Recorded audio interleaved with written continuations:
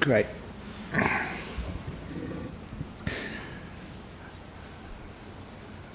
Good. So now everyone's sitting down mostly.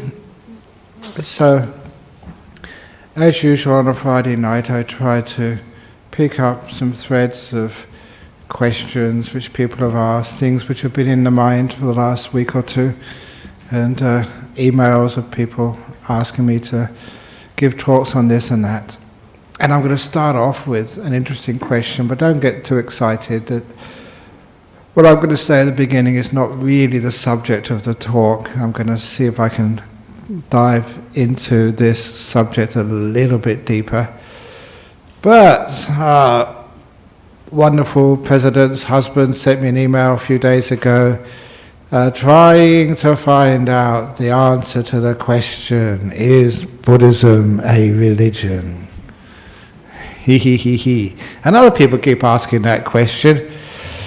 And yeah, it qualifies as a religion when people look at it. So many people have Buddhist teachings as their way of life, guides them, gives them this spiritual dimension to their life.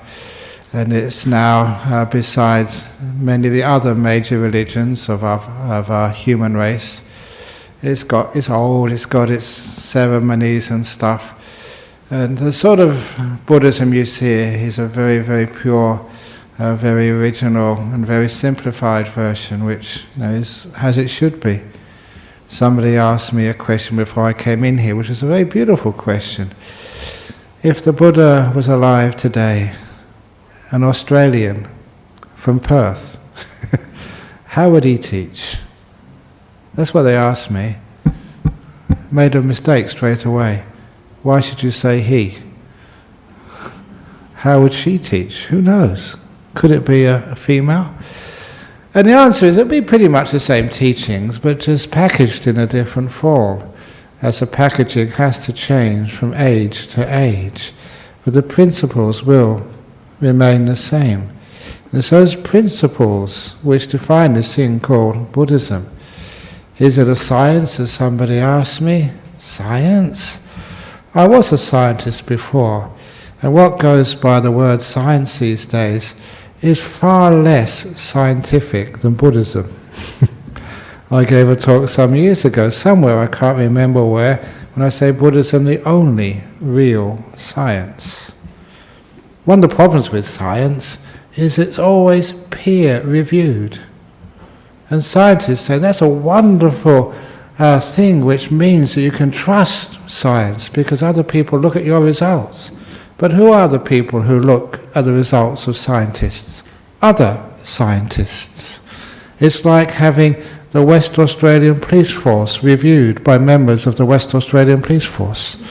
It's like the Liberal government doing a review of its economic policy when other members of the government are the ones who reviews it. And look at it that way, peer review is the problem with, say, Lehman Brothers a few years ago. Members of Lehman Brothers reviewing themselves.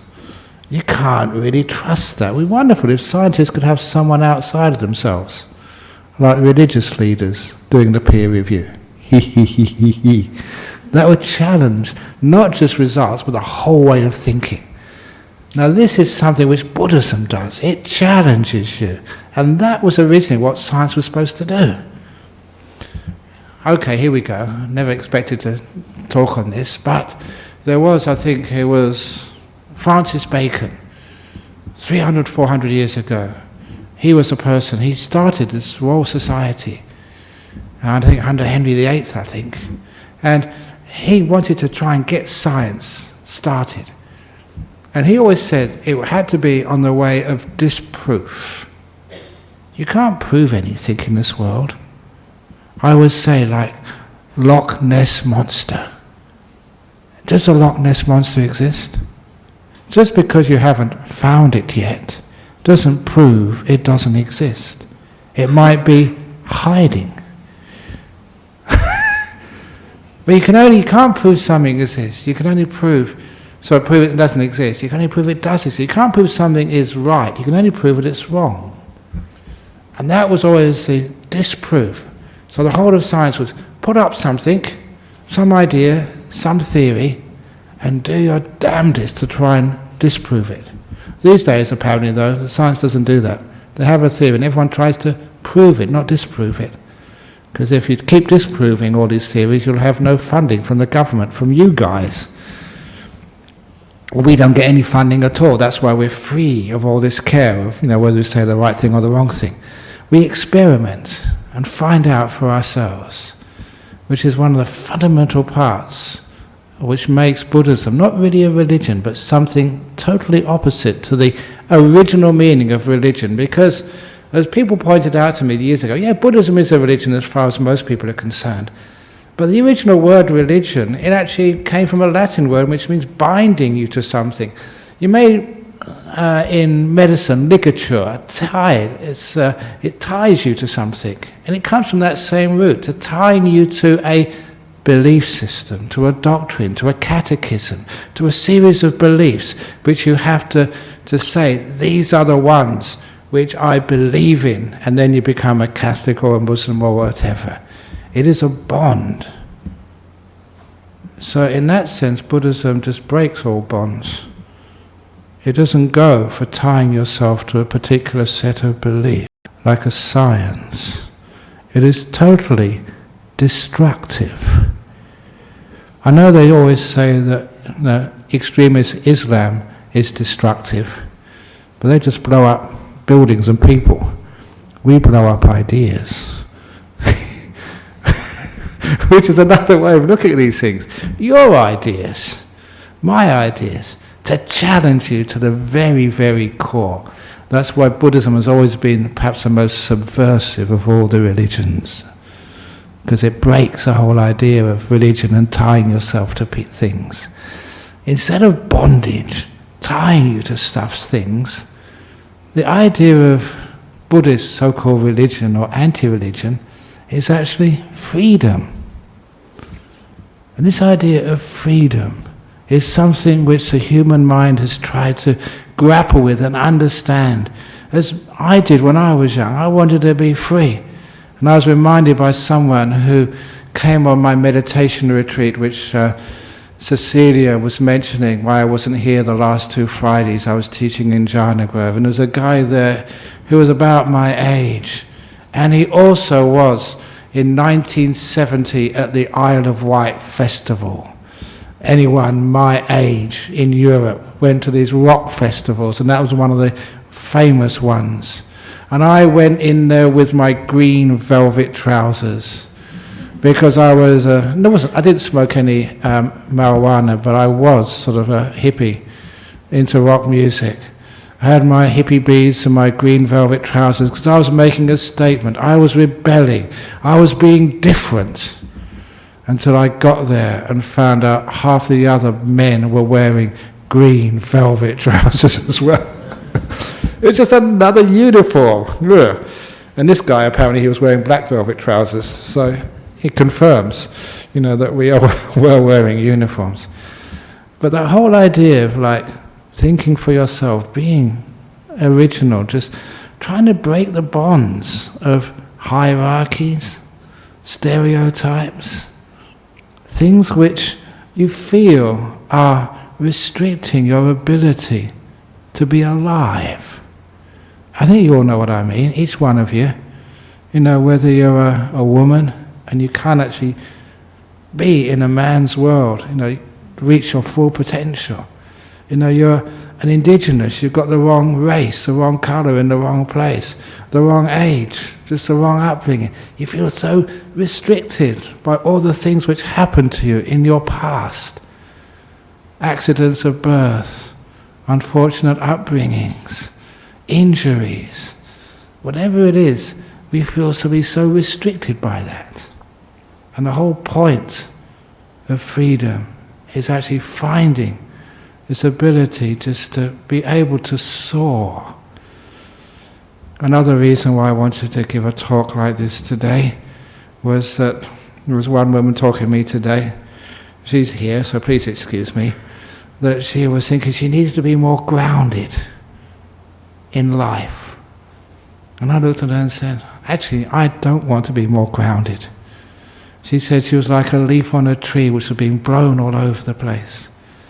And my feeling is to be a leaf which is free from the tree, which is not tied down, which can blow anywhere it wants, and can actually soar the winds of life. Like I remember when I did my 6-month silent retreat, never saw any human being for 6 months, but I saw this family of eagles which were nesting just maybe a kilometre away, and I saw the first flight they had with their baby, their young one, these 2 big eagles and a tiny one following them, teaching it sort of how to fly, taking turns just going behind just to encourage it along.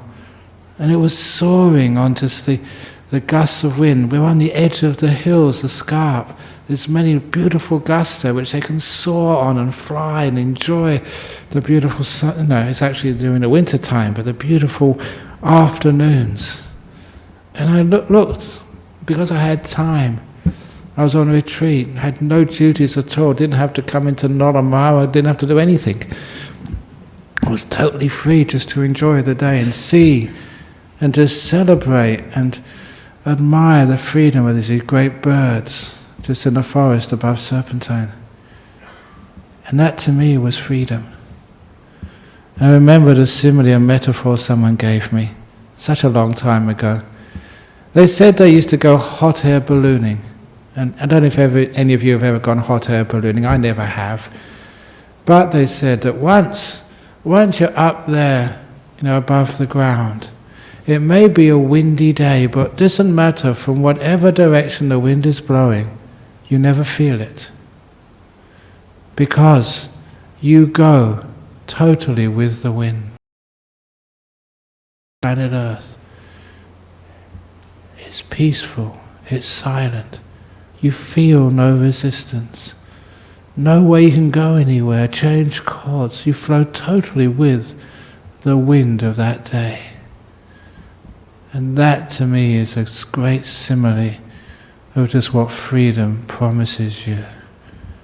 It doesn't mean that you have a propeller or a jet engine on that aircraft. How noisy those things are. You just go with the wind. And I told the lady that it's good to take a credit card with you so you can get back again wherever you land after a long journey. You don't know where you're going, but who cares? The journey is freedom, it's beautiful, it's joy, it's like being a bird again. So those are sorts of the freedoms which give me an idea that what this Buddhism is, it's not being tied down.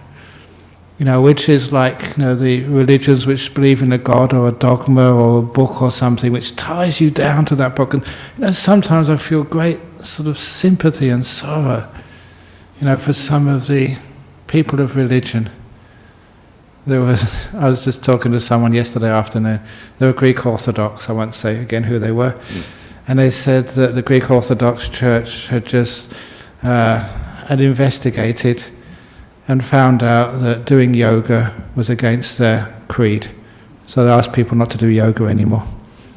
I thought, oh, come on, you guys. But the local priest over here, born in Australia, just said, oh, crikey, what am I supposed to do? The hierarchy says you're not supposed to do yoga. And then sort of, I know it's okay, so we tried to find a compromise. I do yoga, but don't do too much. And this is what happens when you have hierarchies, when you have a religion which ties you to bosses. One of the things which I like, this isn't practice, it should be practiced. One of the reasons I really appreciated Buddhism is just before the Buddha passed away, when people asked him who will take over the religion, who will lead it once you're gone, he said, no one. He said, the teachings, that's what will guide you, but no boss. And traditionally, originally, this is a no-boss religion. I'm not the boss. The Dalai Lama's not the boss. We don't have a boss. People have tried to make bosses. It's just human nature. You have something which is beautiful and free, and people try and control it. If you want to know what I mean, as soon as somebody climbs to the top of the mountain, what do? Put a flag on it. They can't leave anything alone. They want to own it. I claim this plot for Australia, put an Australian flag on, and the Kiwi goes there afterwards, throws the Australian Kiwi. And after the flag, what comes next? The restaurant. With a helipad for people who are too fat and lazy to walk. That's what they do to beautiful, pristine mountains. Just like what we do to beautiful, pristine religions like Buddhism. Just we make a restaurant out of it, put a flag on it, belongs to us. And we own it, and then we control it. Now, do you know the difference between controlling and freedom? All the time, we have people trying to control people's spirituality. And the Buddha said, no, we won't be any boss, just the teachings, that will be your boss from now on in. But still, we have organizations which try to control, tell you what to do, and if you misbehave, if you think differently than the boss, then you get excommunicated. Not just excommunicated, all sorts of rotten things. You'll go to hell. If anyone questions what I say tonight, be careful. The last person who questioned this, you wouldn't believe what happened to them. They use fear to try and control you. And the consequences, you will burn in hell if you don't believe in me. And of course, that is, unfortunately, people believe that. And it means it's control, there's no freedom anymore. You are controlled. That's not the purpose of what Buddhism is, an anti-religion, not to bind you to things, but to free you. And some people say, okay, Ajahn Brahm, but what about you? You're not free. You can't go and watch the latest episode of Star Wars, if I was interested in it anyway, which I ain't. You can't go to the pub and have a nice drink of an evening. You can't go dancing. Come on, look at me. Even if I could, I shouldn't. Except for belly dancing. If you do belly dancing, you need a belly, so I qualify for that. But I wouldn't inflict that on anybody. That's torture, and I'm too compassionate to do things like that to you. But anyway, what is this actual freedom? You know, it's a weird thing that as soon as I became a monk, I felt so free. It was weird. A monk has to live in a monastery. There's so many rules, hundreds of rules, which you can't break. You're not supposed to do this. You're not supposed to do that. You're not supposed to do anything else. But it felt so free because then I started to understand what freedom really is. It's freedom from the control of your desires. Totally different idea of freedom in Buddhism. Are you really free? Can you walk past that shop even though you would like to buy that? Say, no, I don't need it. I won't buy it. Can you walk past the Hungry Jack's when you really like hamburgers? You walk past, you can smell it, or when you're hungry, you can almost taste it, you can almost feel it in your mouth, you can almost be chewing it. That counts for anything. If you like sort of vegan food, the best vegan restaurant in Perth, can you actually walk past, you can smell it? And for those of you who are from sort of Asia, the noodles, can you actually visualize noodles now? Steaming. And can you almost see it just in the bowl and just coming in? You see just how desires, how many of you are salivating now? You're not free. You're controlled by desires. So it's a wonderful thing which I learned, that real freedom and the purpose why Buddhism is a spiritual path, because it celebrates freedom and it realizes what freedom truly is. Now, of course, many of you come here, you've got problems. Problems from the past, fears from the future, had a difficult life. All sorts of things have happened to you, had addictions, alcohol, drugs. You had difficult relationships and it's all fallen apart and you feel like killing yourself. You've had sort of abuse as a child. You haven't made it in this world when everyone else you think is making it in this world. You've got so much baggage from the past. And you come here to be free from that baggage. Imagine what that must be like. Imagine you can sit here and all that past is finished with, like all the dirty dishes of your past have all been washed, put away, stacked, they're not dirty anymore. Imagine what that must be like. Freedom. For me, the first time I tasted some freedom, silly example, but it was very powerful for me. At school, high school, finished all my homework. Had no more homework, no more assignments to do. We had an afternoon off school. And I remember just going out of the school. I had nothing to do, no assignments, no pressure on me at all. Even as a 14-year-old, you have pressure. Don't think, oh, being school days are the happiest days of your life. They ain't. There's a lot of work and pressure and trouble. But anyway, that afternoon I felt totally free. As I walked out of school, I could go any direction I wanted. And nothing was compelling me at all. And I just took one step at a time. And I had no plans. Didn't know how I was going to spend the afternoon, where I was going to go, which way I was going to walk. That sense of freedom was probably the first time I got some idea of just how controlled, compelled, forced our life can be. You have so many places you have to be, so many deadlines you have to meet, so many duties you have to do, and so many people you have to please. And one of those is yourself.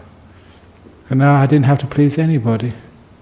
My teacher were already happy, they'd already been pleased, done the homework. Didn't have to get home to another 3 or 4 hours. I was totally free from all compulsion and pressure. Just like I was saying in the meditation, all the strain in your body, pulling it this way, squashing it that way, all the pressures and the stress, the pull of you having to do something were totally released. You felt so free, just like the hot air balloon floating in the sky. You felt no wind on you at all, no force, no desire, no compulsion, nothing at all. Totally free. And that's why Buddhism is not a religion in the sense of it binding you to something. It's the opposite. It unties you from things. It unties you from the past. Don't worry if you're not untied yet. It happens. It's only a matter of time until all that past just recedes and fades away. How it falls off the radar. It's not there anymore. You don't remember it. It's gone. And I'm not talking about Alzheimer's. Dementia's got lots of good things about it. Honestly, I remember my mother had dementia, and one of the cutest things of going to visit my mother with dementia, and this says what a wonderful world it would be if people had dementia in this area. Other areas not, but in little areas of dementia. And that particular time, I went there with my brother in this locked ward, because if she got out, she wouldn't know how to get back. She'd be wandering around all over the place. And so went to see her. And as soon as I went into this ward with my brother remarked, seeing my mother, "That's not her dress. She's wearing somebody else's clothes." Because my brother would make sure she was always got new dresses or new stuff to wear. He was always really good at that. I was here in Australia, so he was in England looking after my mother. And as soon as he said that, he called himself, "Oh yeah, I've seen this before." Because imagine, people in the dementia ward, they forget who owns what. So they just share. It's beautiful. No, she goes in someone's room. "Oh, that's a nice dress." She puts it on. Someone goes in my mother's room. "Oh, that's nice. I'll put that one on." There's no sense of ownership. Imagine if the whole world was like that. We wouldn't have so many, shops and clothes. You wouldn't have any bills, no credit card, because we don't need to buy things. We share everything. If you like it, you put it on. Now, I thought that was really cool. So, can't we have dementia on ownership? Who owns what? You see a nice mansion in Peppermint Grove, you just go and stay in there. No one owns it, you don't remember. And people who live in it, most of the time, they don't remember if they own it or not. They come over to Nottingham and go in one of these government houses, falling apart. They go and stay in there, why not? Now, wouldn't that be a wonderful world? You wouldn't have to worry about locking your car because there's always one car out there. That'll do. Go home in that one. You see how much freedom that is? No ownership, sharing and trust. There's always something for everybody. There'll be no more rich people, no need to be rich. You need some money? Oh, there's some money in the purse over there, you just take it, because you don't know it's yours. You don't remember how much money you had in your purse, so how can you say it's stealing? I don't know. And so you go in somebody else's wallet if you need something. It's an interesting idea, isn't it? Because what that actually does, it takes away a lot of the stuff of our society. Just thinking what Ajahn Brahm once said. I said this once in UWA, and people were howling afterwards, and there's indigenous people in the back saying, yeah, go Ajahn Brahm. Because he once said the story that he made a prediction for the future. He said, one day they're going to run out of metal to make coins. No more metal left. Because they mined it all. And so they'd also run out of paper for banknotes. So what would they use for money? He said, no paper, no metal. So he said what they would use for money is little pellets of chicken shit. And so people work so hard and try and get promotions so they could get more chicken shit at the end of the month. And they'd all be so proud of how much chicken shit they'd saved. They'd have a big safe full of chicken shit under the floor in their house. And they'd go to the bank. Whenever they put their credit card in, a lot of chicken shit would come out. And they'd take the chicken shit to Coles, and at the checkout, how much chicken shit that, 1,000, so it's 600, so they have to count all the pieces of chicken shit really fast. And Forbes magazine would have this big list of who've got the most chicken shit in the world. The IMF would become the International Manure Fund, not Monetary Fund. Because he's making a great point. What's the difference between coins and chicken shit? It's just metal, you find it in the earth. What's paper? There's no real difference, is there? It's just what we impose, that chicken shit is dirty and smelly, not worth anything. Paper, it's got the watermarks on and all these figures, we believe in that, and so it becomes valuable. So it's a wonderful thing about being free, by challenging stuff, seeing it in a different way.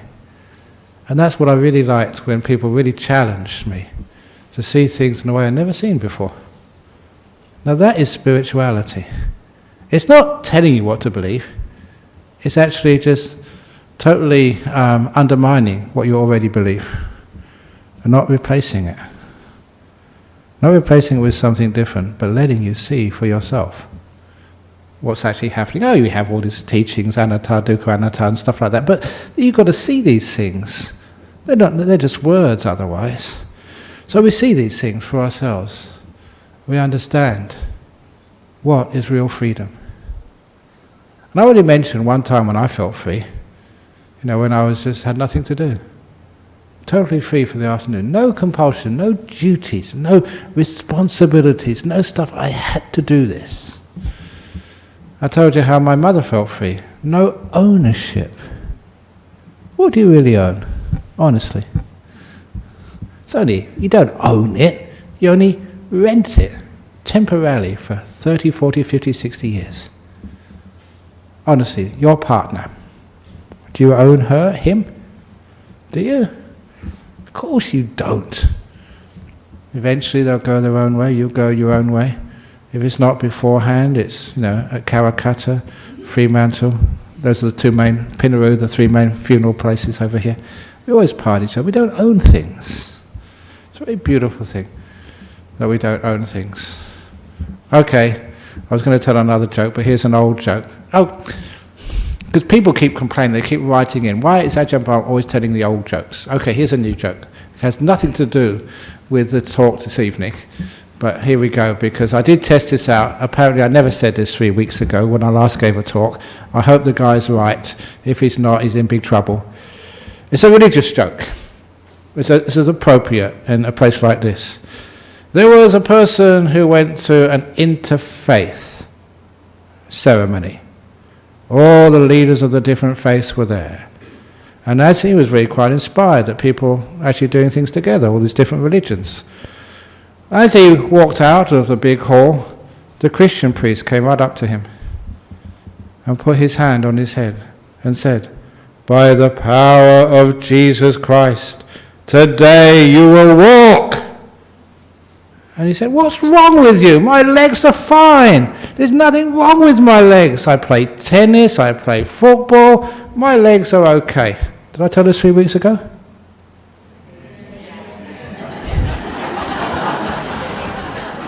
Now this is the problem with you guys. You don't have dementia. Although someone does, because he assured me that I didn't tell this 3 weeks ago. Okay, what was the other story which I told about a year ago? That's got more. You weren't here? Okay. You want me to tell it?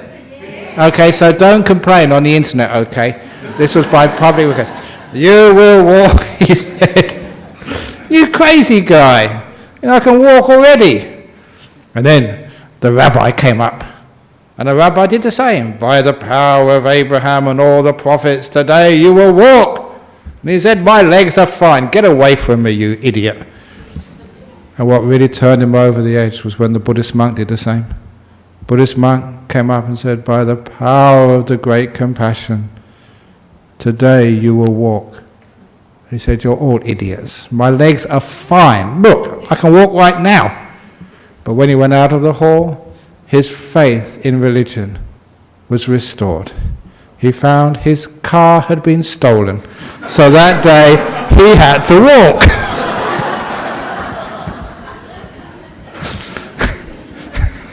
It's not a bad joke, even though it was only 3 weeks old. Anyway, now where was I going with freedom? Yes. So, again, one of the most important parts of freedom is don't worry what other people think of you. So if I tell the jokes over and over and over and over again, it's because I don't worry what you think of me. Totally free to be. How many of you are controlled by your fear of what other people will say about you and think about you? And this is one of the terrible things about our world. We don't give people that freedom. That freedom to be who they are. Because you see so often that you get in some cultures, gay communities, transgender communities, they get so suppressed because people are afraid of them. They don't embrace them. They don't embrace a person's freedom to be who they are. When they don't, obviously, if you're going to be hurting other people like pedophiles, of course, you can't allow that because it does harm and hurt other people, impinge upon them in a very, very bad way. But the other stuff, if it's not harming, why not? Why can't we have that sense of freedom? And anyway, if one is really free, especially the freedom from the desires, the cravings, it's wonderful. After a while you find, especially as a Buddhist monk, I said I felt so free once I became a Buddhist monk, even though I had all these rules, because all the rules were actually doing, they were actually making me so I didn't need anything. I didn't want anything. And one of the great moments when this was very, very clear to me, I don't know if you may remember this, as one of the people who was monks with me when I was a young monk. Even though, as a monk, we weren't allowed to receive any money. You give money to the Buddhist Society, to the temples, pays off all the debts, and by the way, even though we opened our nuns' monastery the other day, we still need the road to go in there. So any rich people out there, let go, we do need some funds for the road into the nuns' monastery. But anyway, I didn't have any personal money for myself, never do. But what happened one day, that I helped this man in Thailand. And he came up to me after and said, "Look, I already give donations to the monastery, but I want something for you. I want to give you something out of gratitude for what you did for me. You really helped me." And he knew one of the loopholes. There's always loopholes in everything. And I know most of them. So this particular loophole was, yes, you cannot give a monk any money, but you can go up to him and say, is there anything you want personally? And you say the amount.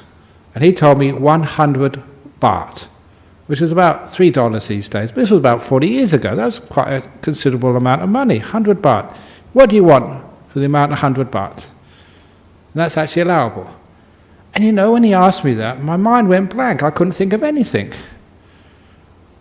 And he was getting impatient. He had a job to go to. And so I came up with an idea. I said, look, leave it with me. I will tell you tomorrow. Come back the same time. I said, great idea. Okay, 100 baht, whatever you want. So that night, I went back to my hut, and by the light of a candle, honestly, it was on the back of a mosquito coil wrapper. That's the only paper I had, using a pencil. That's all I had. I read, what do I want? And straight away, I need just a simple ballpoint pen. Didn't have one. Instead of a pencil, kept on breaking. A ballpoint pen, that was my first thing.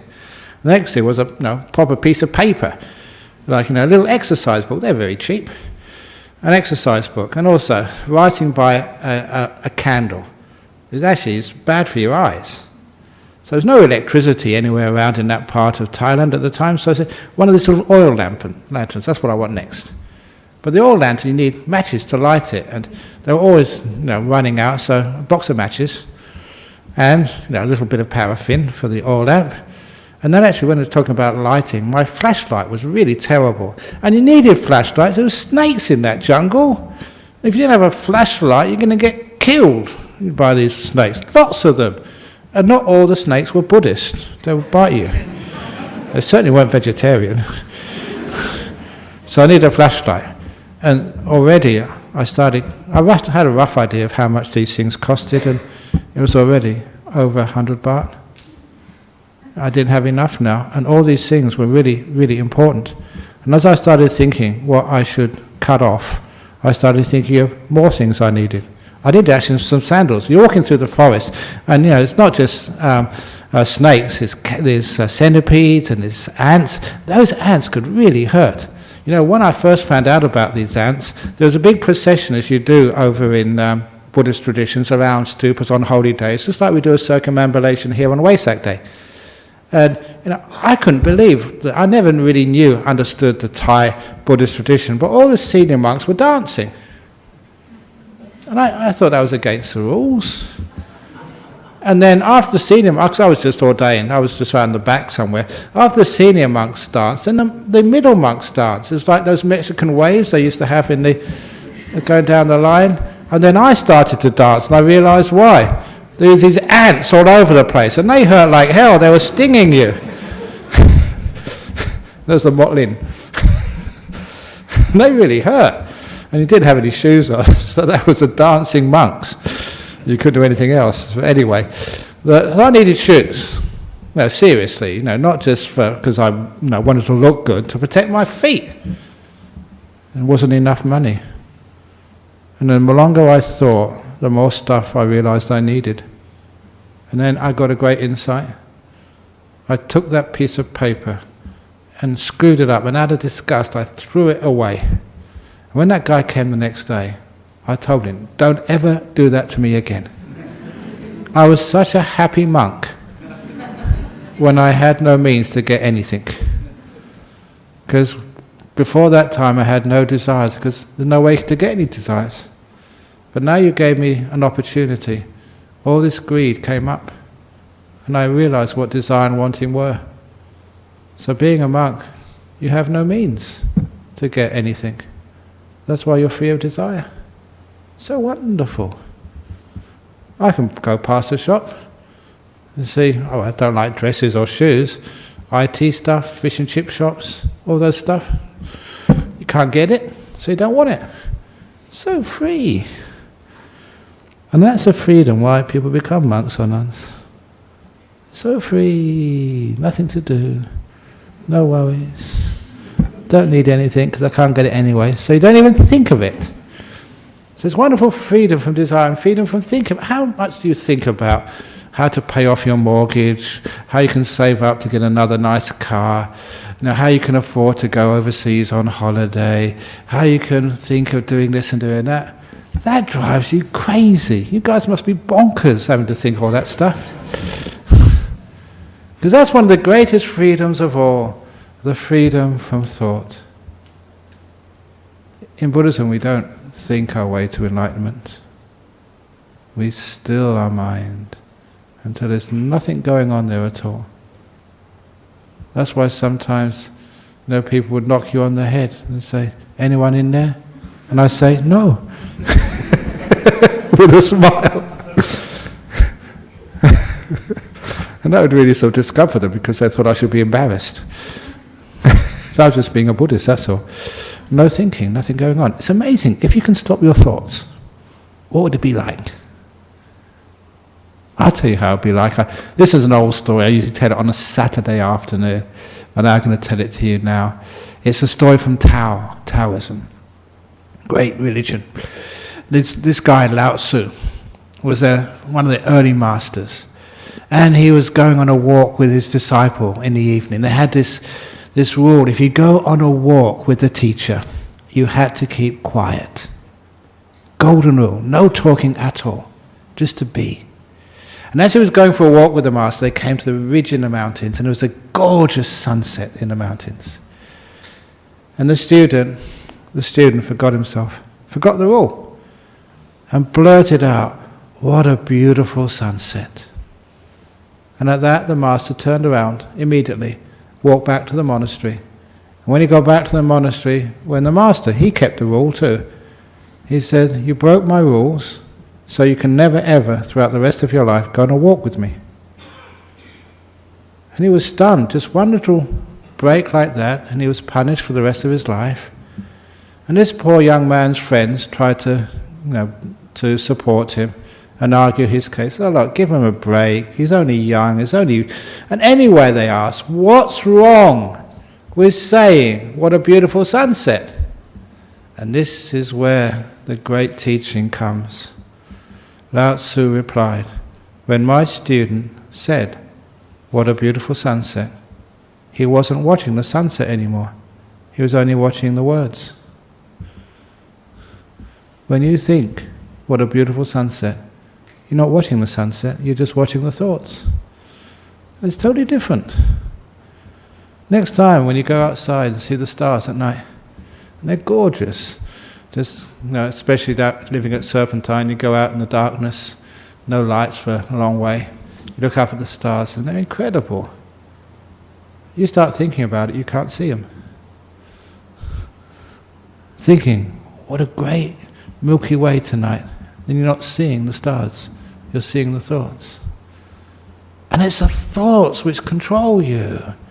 It's the thoughts, "I'm not good enough, I'm really good enough, she's nice, he's terrible, why did he say that to me?" My goodness, some of you are just thinking about events which happened years ago. It's gone, it's past. Why can't you let it go? Because you can't stop thinking. You are controlled by your thoughts. They are your prisoner. And that's one of the reasons why science has got into a dead end. Because they think in only one way. They are imprisoned by one way of thinking. When you stop thinking, you're totally free to go all sorts of ways. New ways which haven't been gone there before. What was it? Star Trek. Remember Star Trek at the beginning? Because that was my generation. Actually, it still goes on. And I remember the way that they started that's actually what I remember, said to boldly go when no one has gone before. But they got it wrong. It should have been to boldly go when no one has gone before. Now that would have been smart. Actually to explore, you can't do that if you're confined by your thoughts. You've got to be free. In the silence, your mind can see things you can't see through thinking. You can experience the sunset instead of thinking about it. You can experience love peace, freedom. You know them, not thinking them, and the experience is totally different. So that's why here we're teaching you how to open the cell door of thinking and walk outside into silence. But that's scary. As I said beforehand, why is it to somebody scary? It's like a person who's been in jail for, how old are you? 40, 50 years. You're actually free in your first few years of life. You could not think, just see, enjoy. But someone taught you somewhere in school, those grade 1 teachers. No, they're okay. They taught you how to think, and you lost the art of being silent. Because being silent, not thinking, they said that was being dumb. To me, I said, no, you had great potential, which was deprived by the education system, which only rewards thinking, rather than... Actually, there's a few people who actually managed to survive school and just be. Totally don't fit in. Great. What do you mean, fitting in? Everyone fits in. Just don't believe what other people say, and you fit in. You fit into who you are, where you are. You fit into the present moment. Here I am. I fit in. Or like I've been telling people on the retreat. You know that people say to really succeed in life, you have to arrive. And all these people, if once you make your million, once your business goes, once you get your first yacht, once you get your picture on the glossy magazines, you've arrived. You've arrived, baby. You've arrived. I like saying that. But what does that really mean? Each one of you, you've arrived. You've got to the Buddhist centre of Western Australia. So even though those of you looking online, all of you babies online, you've arrived, baby. You've arrived. You're here, okay. That's what I call being arrived. Once you accept yourself as you are, you're free of all this stupid thinking stuff and wanting and craving and desires. So is Buddhism a religion? It's not bound to anything. It's actually totally subversive of thinking, totally goes in the other direction. That's what the Buddha said. Goes against the current of desire. A totally different direction. That's why it is very challenging. If you want an easy spirituality, go and become a Catholic and get told what to believe. You don't have to do anything then. But if you've got a bit of sense, and if you're going to challenge, if you're not going to think for yourself, you're going to be silent for yourself. Not a free thinker, but a person free of thinking. Someone who can see the stars at night without thinking about them, can enjoy the sunset without having to put a name on it, who can go up to the top of a mountain and walk down without leaving any trace, no flag, no restaurant, who can just be without leaving scars on planet Earth. Now you understand what spirituality is, what Buddhism stands for. A religion? Make your own mind up. Thank you.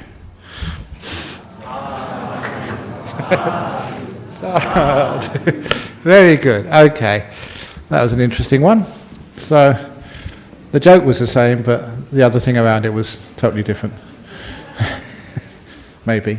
Okay, we've got a few questions from overseas for those of you. Any questions from the people in the audience here? Yes, Don. Go on. I always get good questions from you.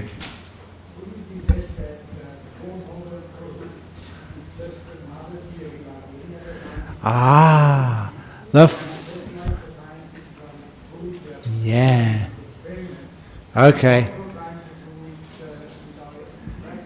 Is the Four Noble Truths just another theory, just like science? Or is the Four Noble Truths the undermining of all theories? So I would actually say it's the undermining of all theories, because I always like the second noble truth, which is letting go. No, sorry, that's the third noble truth. The wonderful letting go of all cravings, of all things.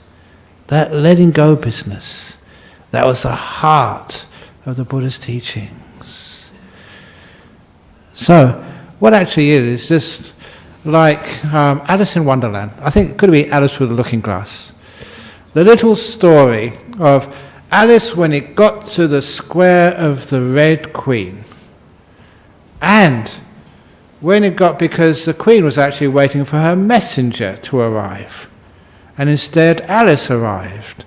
And so the Queen said, did you see my messenger on the road? And Alice said, I saw no one on the road. You saw no one? Said the Queen. What good eyes you must have. I can only see someone, but you can see no one.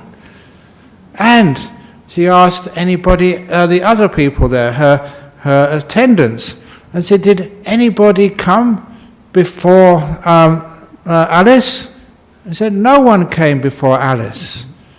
I said, oh yes, she saw him on the road. So no one must come faster than Alice.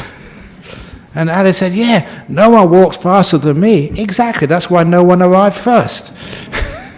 And it was always like a play on words about no one meant actually nothing, but it became a someone. So sometimes that's what happens.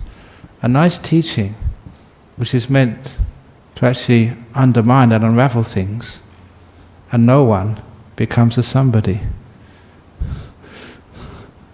It becomes a religion. Okay, good question. It wasn't such a good answer, but anyway, I'm happy. Andrew from Nepal, if one can control one's mind, can one control one's life? You cannot control your mind because it doesn't belong to you. And therefore you can't control your life. You have the myth of controlling your mind, and that's one of the great mistakes people do in meditation, try and control it. There was, someone showed me an article, which maybe you can all have a look at. It's in The Guardian, about the dangers of mindfulness. And there is real dangers, because sometimes the people who have predilection to a bit of psychosis or schizophrenia, or they have some great problems from the past, and they meditate the wrong way, trying to control things, sometimes they get into even worse states of mind. And this has been happening because a lot of times this mindfulness movement, getting really, really strong, divorced of everything else in Buddhism, has actually got dangers to it. But don't be so worried. Going to a gym has dangers to it. You know, many people break their legs in the gym or they sprain their ankles, but it doesn't mean you shouldn't go to the gym. Everything in life has got dangers, but you know, really good gyms will actually have people who can actually spot that coming. You know, you're going too fast, you know, don't push things too hard. So, you know, that's why you have to be aware of those dangers. And the dangers in meditation is people trying to control their mind. And that's what happens. It's gone blank. Amazing. It's let go. You know what it says on here? It says on my screen here, no attachments. Wow, it says that. That is spooky. So he says that. So I can't get any attachments, so someone else has to do that. But no, be careful, because that's a lot of times people want to control their mind, and once they control their mind, they try and control others. This is not about control, it's totally different, letting go. And amazing, when you stop controlling your mind, you let it be, then all of the goals which you try to get by controlling your mind, you get when you let it be. Everything you ever wanted by controlling your mind, peace, happiness, success, you get all of those by not controlling, by letting it be. It's great wisdom of the Buddha. So, and please, don't try and control your life. That is just like putting a jet engine on the hot air balloon. So you can make it go this way and that way. How noisy would that be? Just go, flow, and then you're peaceful. From Lithuania, I am in a local Sangha. It is difficult to reach out and teach meditation. How do we grow Buddhism in a country where it is oppressed and marginalized? You don't grow Buddhism. So that's what you do. You don't go out there trying to evangelize and go out and convert everybody. Don't go knocking on the doors of other people's houses, otherwise a dog will attack you. So you don't need to reach out and teach meditation. Just, you get very, very peaceful. Just like, what is it called, the flowers? The bees come to the flowers to get the honey. You don't need to do anything different than that. And so, just in my life, I'm quite a well-known teacher now, but I never started out like that. In fact, one person, I always like telling this story, this Singapore girl, she was really, really impressed with my talks, but she was wondering, was I born like this?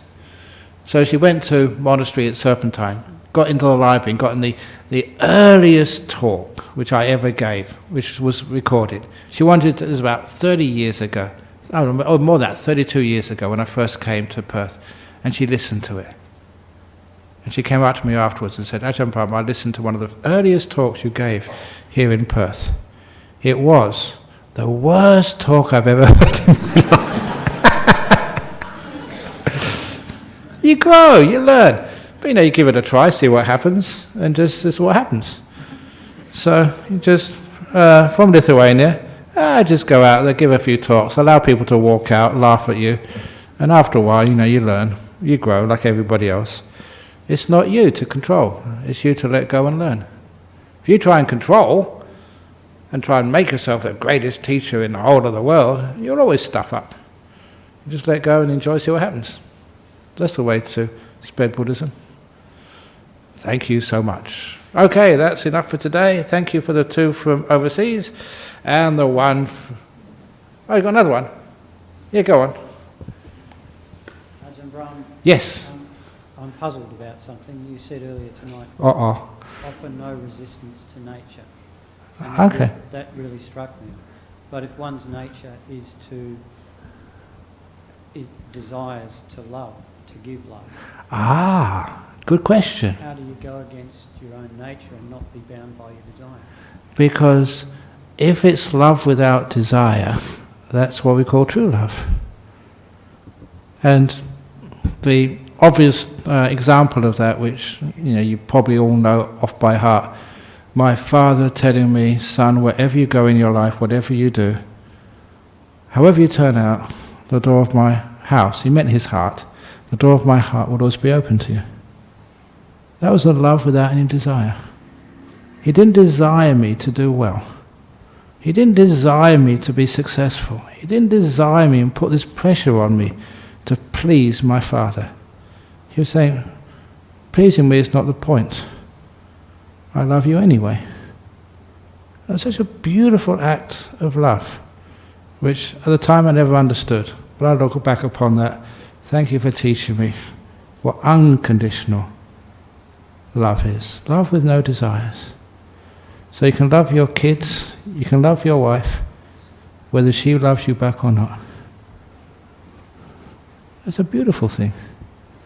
And then you love yourself with no strings attached. You stuff up, you make stupid mistakes, you say the same joke you told 3 weeks ago. It's only a piece with it. So that's what love without desire means. That's your nature. You love nature. Your wife won't always be just exactly what you want. And you won't always be what you want. But you're more than good enough. So love yourself for who you are. Flow with the nature. Sometimes you're grumpy. Sometimes you are incredibly wise. Sometimes you're just so stupid. There you are, I am too. So that's life. So just flow with that. Isn't it nice you don't have to be perfect? You can be you, your own nature. Flow with that. Don't try it. Don't try and improve yourself. That's my biggest thing these days. This self-improvement. Anyone who buys a self-improvement book, you are wasting your money. Take it from me, you're good enough. You don't need to be improved. And who are these JoJos who make lots of money on trying to tell you you're not good enough? You are good enough. So anyway, I want to improve those people who write those self-improvement books. Okay, that's enough for the day. Another one. One more. Okay, go on. A controlling person, somebody's trying to control you or assert control over you in some way, just to be with them, or what would Some people are trying to control you or controlling you in some way. Refuse to be controlled if you possibly can. So they control you, if it's just through speech. You've got two ears, one to go in, one to go out. Why do you believe what they say? They're idiots, they're fools. I told you this morning, remember that great story of Ajahn Brahm? Someone calls you a dog, what should you do? You look at your bottom to see if you've got a tail. If you haven't got a tail, you're not a dog, end of problem. So you're not controlled by a person, they call you a dog. Oh, am I? I'm not, okay, sorry, you got it wrong. So easy. But people try and control you because you still depend upon what other people say to you and think of you for your sense of well-being.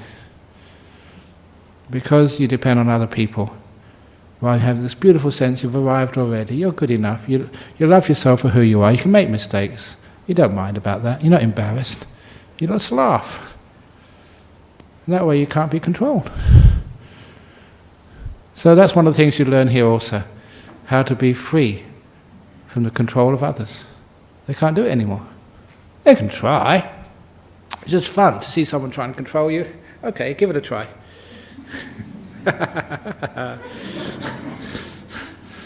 But if it's physical stuff, violence, then you have to just run away. Because the physical stuff is dangerous. Okay, can I go now? Okay, let's go.